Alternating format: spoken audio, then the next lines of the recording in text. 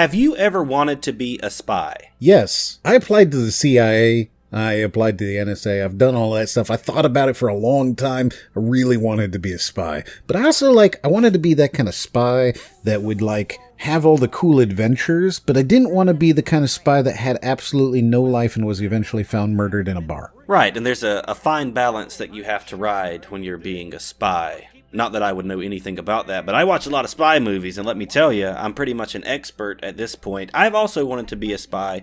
I played lots of spy games, and this game that we are looking at today lets you be a spy. Hey guys, this is Brax. And this is Moriarty. And today we're looking at the low road, which immediately throws you into the part of Noomi, who has just graduated from spy school, I guess you could say, and she's landed her first ever job.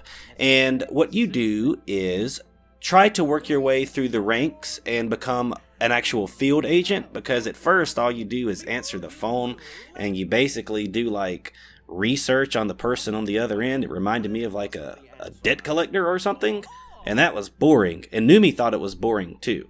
So then you go around and try to progress through this company, but as the game goes on, it gets a lot more shady. There's blackmail and espionage, and you can lie and cheat your way to the top, and it becomes really interesting. I'm assuming because of the name of the institute that this girl goes to, that this follows the John le Carré form of spy, in that it is mostly about being not James Bond. Yeah, there's really not a lot of high, intense action moments that I experience. It's a point-and-click game, so it really is more about reading stuff and going and talking to people and finding sneaky little conniving ways to get things done.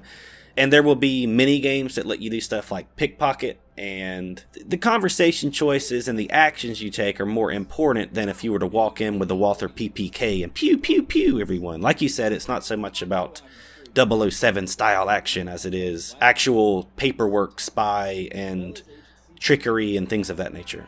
And we should clarify that this is a game about being a corporate spy, not a government spy. And that's really important because it evokes this cutthroat environment that you experience as you play through it, where everyone in the agency or the office seems to be really rude and everyone's out to get each other. And there's one old guy that's pretty nice, but everyone else is really mean. And the first thing that you'll notice is that Noomi receives word of a new job offer, and she calls and starts feeling that out because she's thinking about switching her line of work, or not switching her line of work. She's thinking about switching jobs to go work for this other company immediately, but these two companies are at odds with each other, and there's a lot of corporate competition that is present in the storyline that you wouldn't get if it were a federal government agency, because there is no competition there. I have to assume, then, that the reason this is called the low road is, and again, this is just because I read a lot of le Carré and I enjoy le Carré, I'm going to assume that it's called the low road because you have to eventually take that low path of lying and stabbing people in the back and being a conniving bad person. Yeah, it's pretty much inevitable. That's what the game is based around in a lot of ways. You were left with no choice but to try to trick people into doing stuff, because the people that you work with, the majority of them, or that you're around or that you have dialogue with, are all jerks, to be completely honest, and they don't leave you anything to do except lie to them and find ways to get around them preventing you from doing what you want to do. You want to make contact with the actual real spies that are in this office that conduct the real research and do the real field jobs.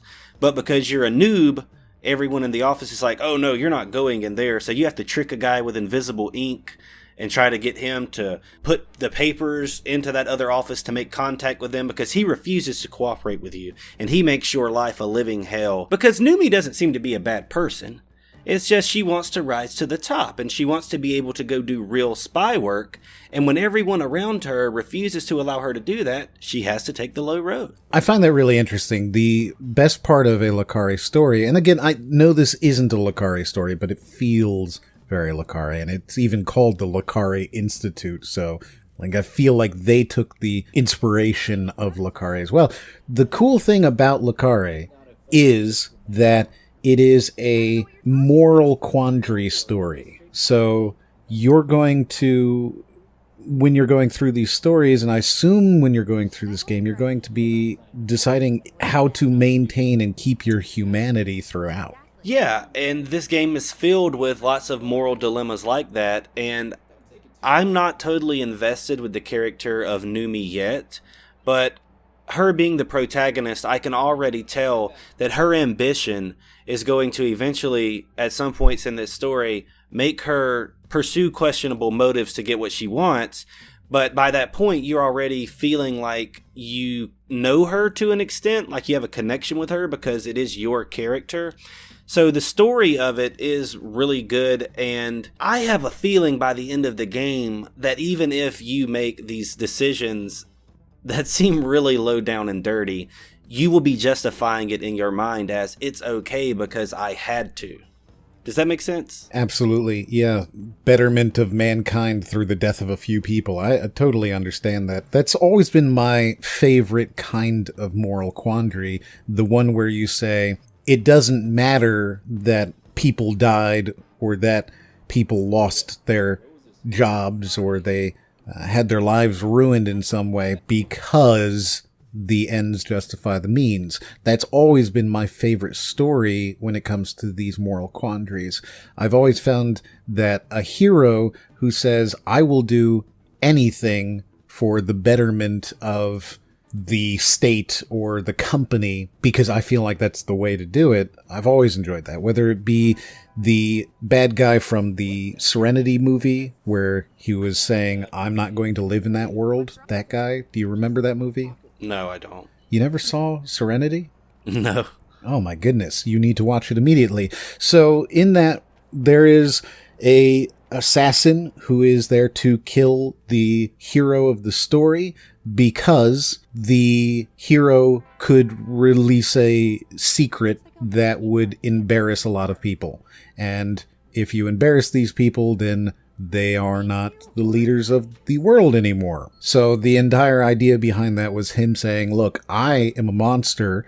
I'm not going to live in that better world that we create. I don't fit in that world, but I'm going to help bring it about, even if it means I have to do horrible things. Yeah, that type of utilitarianism and the type of, like you say, moral dilemmas where it makes an anti-hero almost, and the lines between the good guy and the bad guy become blurred have always been some of my favorite stories, whether that be in movies or video games even, because a lot of bosses in Final Fantasy games, for example, fans of the series start to identify with those most famous bad guys like Sephiroth or Kefka or people like that, because even though they're obviously maniacal and they are clearly evil on this spectrum of good and bad, it seems like they have their own visions of the world, and in that warped mentality, to them, they are doing the right thing.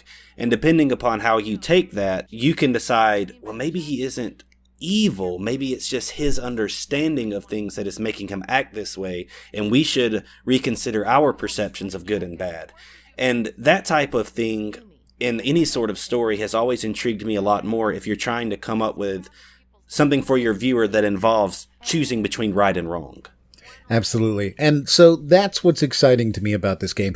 I don't know that you're going to see quite as deep of a moral morass there as you would in some of these very well-written movies and books and novels and stories like that. But I don't see why you couldn't. And I have to say that all of the other people that I've seen do reviews or do articles and things like that on this title have all said that that is definitely there, that the plot exists. They talk about two things. They love the art style and they love the plot.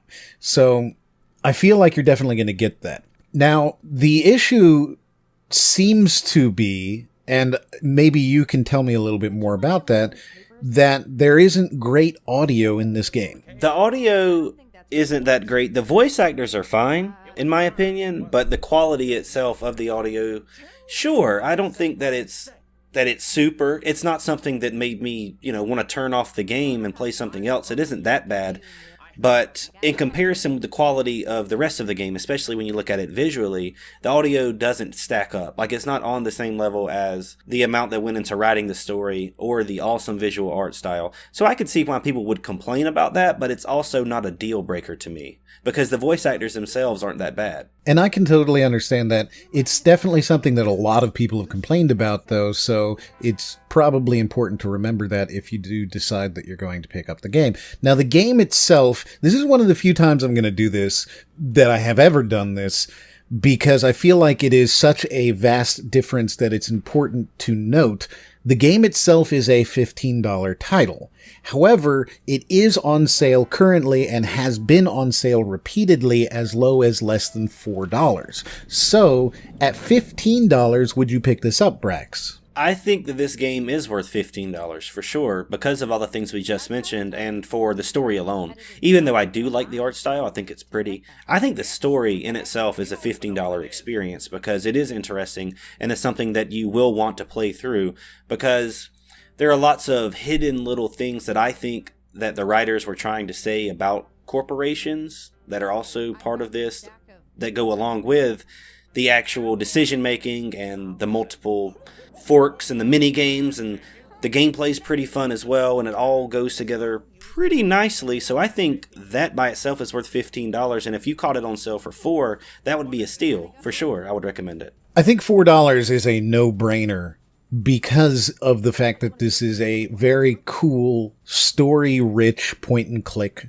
adventure title. And that's what this is. This is an adventure title. This is related to games like The Journey Down and things like that. So if you're into the adventure title, the Sierra, the LucasArts style adventure titles, this is definitely for you. And I always really enjoyed those. I have really fond memories of dying many, many times in Sierra games. And of course, we often talk about the Secret of Monkey Island and the other Monkey Island style games that LucasArts produced. So if you're a fan of the adventure titles, this is a big one for you. But it's also got such a great story that doesn't typically fall into that kind of fun and funky adventure title thing that you would see back in the 80s and 90s with the LucasArts titles and with the Sierra titles, where yeah, you might go over and pick up a rock and then a monster would come out of space and bite you down because you weren't supposed to pick up that rock until you picked up the other rock. So you don't really see that so much here. It's definitely more of a grounded experience. Absolutely. If you look at things like Monkey Island or The Journey Down, they're happy-go-lucky and all of the characters are pretty silly and the story itself isn't very deep and it's not something that will get a big emotional response out of you a lot of the time. With this game, I think it does start off that way, and many of the characters do give off sort of a non-realistic vibe, like they're a little over the top, if that makes sense, in my opinion.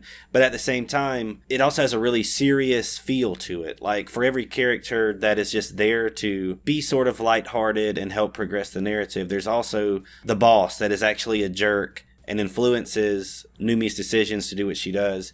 And there's also all kinds of different things from these characters that help create that dilemma that we were talking about. So this game is a lot more serious in tone than you would expect out of an adventure game. And I think that's something that makes it unique. It's something that I personally enjoyed about it because it felt like it was bringing something new to the table. And anytime I see that in a game that comes from a genre that seems to be similar in everything that it offers, I always find that to be really refreshing. And because this game does do that, I was very pleased with it. It's a multi-award winning title for its artwork, for its gameplay. Again, there's some people who didn't like the audio, but Brax says that's okay. He recommends it at $15, and that means that the $4 sale price that is going on if you're watching this day of release and will happen again if you're not, means that that is absolutely a worthwhile pickup at $4.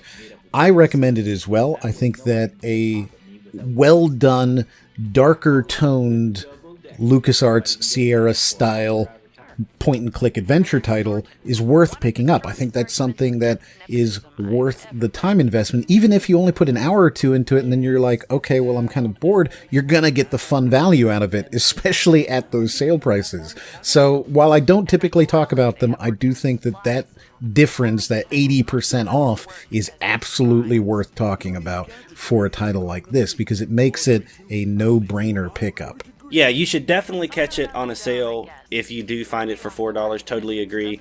And you said even if you get an hour or two out of it, I won't make a personal promise, but I will say that I am confident that if you start playing this game for an hour or two, you will probably play it way more than that, because it will hook you in with a really neat story, and I personally enjoyed it. So there you go, guys. That's The Low Road. If you like it, like it. If you don't like it, don't like it. But if you did like it, why don't you watch another video up there in the corner? And as always, We'll see you guys on the next one.